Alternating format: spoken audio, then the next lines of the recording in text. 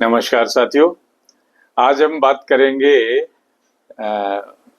कि अपना resume, curriculum वेटे, CV या बायोडाटा कैसे बनाएं और क्या-क्या इंफॉर्मेशन उसमें दें।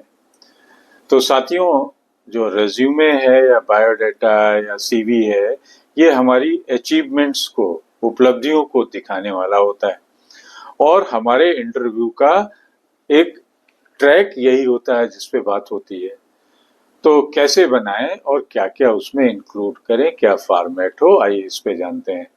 तो पहला स्टेज है रेज्यूमे बनाने का कि आपका फॉर्मेट सिलेक्शन। फॉर्मेट क्या होता है? 3 तरीके से होता है। एक तो है क्रोनोलॉजिकल फॉर्मेट। इसमें आप प्रेजेंट स्टेटस से और फिर आगे बढ़ते हैं तो पास्ट की तरफ नीचे जाते हैं।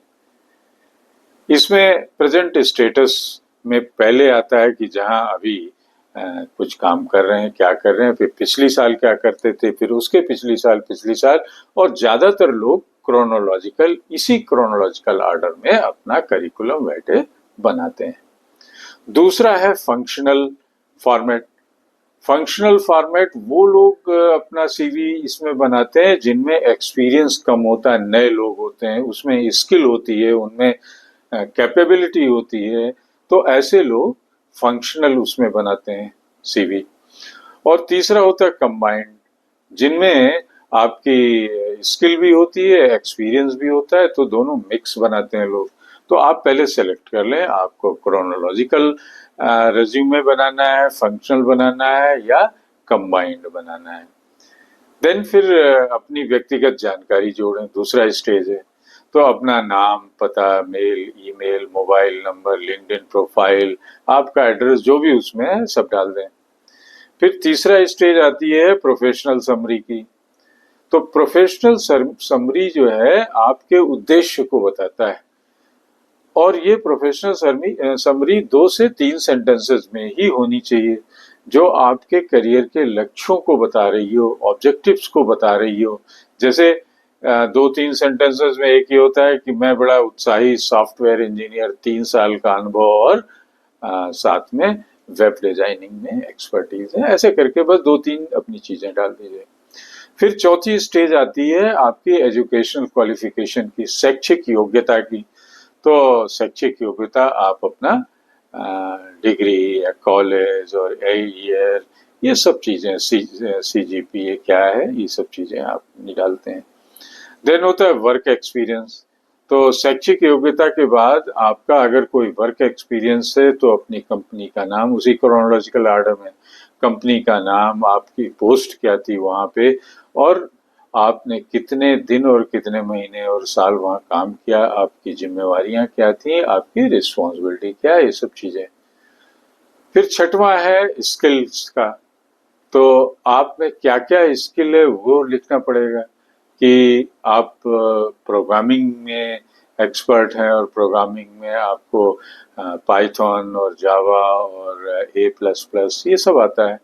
आप टूल्स में भी एक्सेल और गूगल एनालिटिक टूल्स ये सब कर लेते हैं। और सॉफ्ट स्किल में आप में टीम वर्क है, आप में प्रॉब्लम सॉल्विंग एबिलिटी है, आप में लीडरशिप है, जो भी है आप अपना उसमें बता सकते हैं।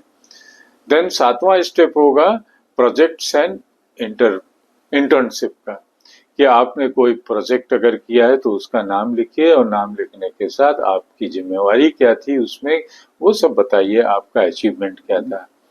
देन इसके अलावा एक और चीज उसमें लिखने को होगी, एडिशनल इंफॉर्मेशन। जो चीज इतने में नहीं आई है, उसको छूट गई है, उसको बताना।